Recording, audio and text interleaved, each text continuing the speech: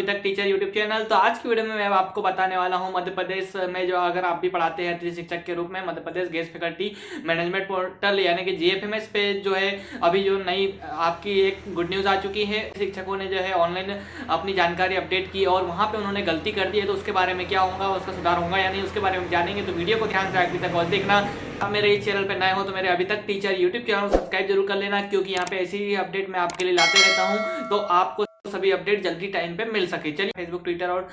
अन्य जगहों पे फॉलो भी। आप भी मध्य प्रदेश में अतिथि शिक्षक यानी गेस्ट फैकल्टी के लिए गुड न्यूज़ ये है कि अभी जो आपके लिए ऑनलाइन पैनल की जानकारी अपडेट करना है, मतलब पैनल में आपके जो है किस विषय को पढ़ाया था आपने किस सत्र में, तो अनुभव के आधार पर वो जानकारी अपडेट करना है, वहाँ पे जोड़ना है नई जानकारी कौन से विषय में पढ़ाया वो। इसके अलावा आपको जो है ऑनलाइन आपने अगर पात्रता परीक्षा पास की 2018 या 2018 के बाद में कोई भी 2018 वाली या 2023 वाली या 2020 वाली शिक्षक पात्रता परीक्षा यानी कि मध्य प्रदेश वाली जो आयोजित की गई वो पास किए, तो आप उसकी जानकारी वहां पे ऐड कर सकते हैं, जोड़ सकते हैं। और कैसे जोड़ना है इसके बारे में मैंने एक डिटेल वीडियो बनाई हुई है, उसके लिंक ऊपर आई बटन में नीचे डिस्क्रिप्शन बॉक्स में, या फिर हमारी गेस्ट फैकल्टी वाली जो है प्लेलिस्ट बनी हुई है अतिथि शिक्षक वाली, वो प्लेलिस्ट में देख लेना, सारी वीडियो आपको एक जगह पे मिल जाएंगी। उसके लिंक भी ऊपर आई बटन में डिस्क्रिप्शन बॉक्स में आपको मिल जाएंगी। तो शिक्षक ऐसे हैं जिन्होंने वहां पे जानकारी तो अपडेट की है, लेकिन उन्होंने क्या है किसी कारणवश गलती से गलत अपडेट कर दी, या फिर किसी कंप्यूटर वाली दुकान से आपने अपडेट करवाई तो उन्होंने गलती कर दी है और वहां पे आपके पात्रता परीक्षा के नंबर कम या ज्यादा अपडेट कर दिए, मतलब कि गलत नंबर भर दिए, तो वो आप सुधार कैसे कर सकते हैं। और इसके अलावा अगर आपने मान लो पात्रता परीक्षा तीनों ही वाली वर्ग 1, वर्ग 2, वर्ग 3 यानी कि पीआरटी और टीजीटी और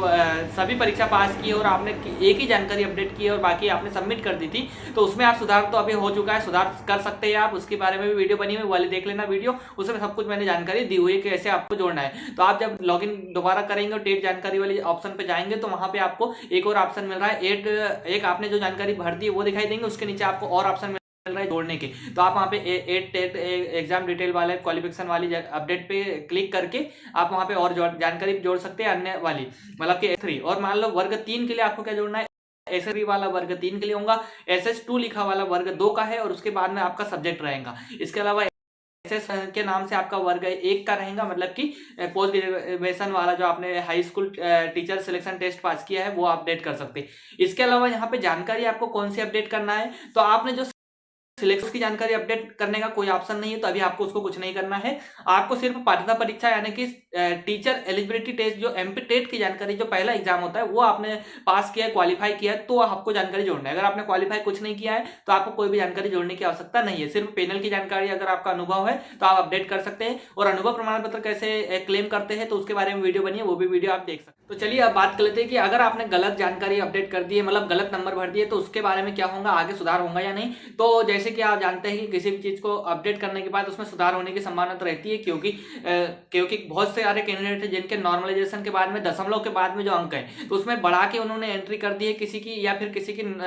की अप्रोक्सीमेट मतलब कि लगभग मान के उसको आगे बढ़ा दिया है, या फिर उसके दशमलव के अंक के पहले की संख्या लिख दी है। मतलब किसी का 101.49 अंक है तो उनके इधर 101 पे ही कंप्लीट कर दिया, और इसके 102 के करीब अगर दशमलव के बाद अंक पहुंच रहे तो उनके 102 भी हो गए हैं। तो ऐसे भी हुआ है। तो इनकी जानकारी अगर आने वाले समय में हो सकता है कि पोर्टल अभी सोमवार मतलब कि नए सत्र सोमवार से अपडेट होने की संभावना है। ऑनलाइन जो आपकी जानकारी अपडेट करने की जानकारी अपडेट जोड़ने की जानकारी जो है वो उसकी समय सीमा यानी कि तारीख भी बढ़ा दी गई है, तो तारीख आप आगे बढ़ गई है 1 सप्ताह के लिए। तो हो सकता है अभी सभी अतिथि शिक्षक की जानकारी अपडेट ना हो तो आने वाले समय में और डेट भी बढ़ा सकते हैं। और इसके अलावा यहाँ पे जानकारी में सुधार का भी पोर्टल आपको ऑप्शन भी जल्द ही देखने को मिल सकता है, क्योंकि बहुत सारे कैंडिडेट ऐसे हैं जिनका गलत नंबर एंट्री हो गया है या फिर गलत जानकारी अपडेट हो गई है, भर दिए फिल कर दे, तो उसमें सुधार करने की गुंजाइश बची हुई है। क्योंकि कई कैंडिडेट ने रिजेक्ट भी हो गया है संकुल केंद्र से, वहां पे उन्होंने जब वेरीफाई करने गए तो गलत नंबर के कारण उनके वेरीफाई नहीं किया और इसके लिए उनके रिजेक्ट कर दिए गए, वेरिफिकेशन रिजेक्ट करवा दिया, तो अब दोबारा से भी उनको भरने का ऑप्शन नहीं मिल रहा है। तो थोड़ी दिन बाद हो सकता है कि उनकी जानकारी भी अपडेट होंगी और भरने का ऑप्शन आ जाएंगे, तो आपको चिंता करने की आवश्यकता नहीं है, थोड़ा सा इंतजार कर लीजिए, हो जाएगा आपका सभी का। और वीडियोस के लिए मेरे चैनल अभी तक टीचर यूट्यूब चैनल से जुड़ जाइए, सब्सक्राइब कर लीजिए हमारे यूट्यूब चैनल को, और साथ ही आप इंस्टाग्राम पे भी आप मुझे फॉलो कर सकते हैं, वहाँ मैसेज भी भेज सकते हैं, और आपकी कोई प्रॉब्लम आ रही है तो वहाँ पे आप मुझे बता भी सकते हैं।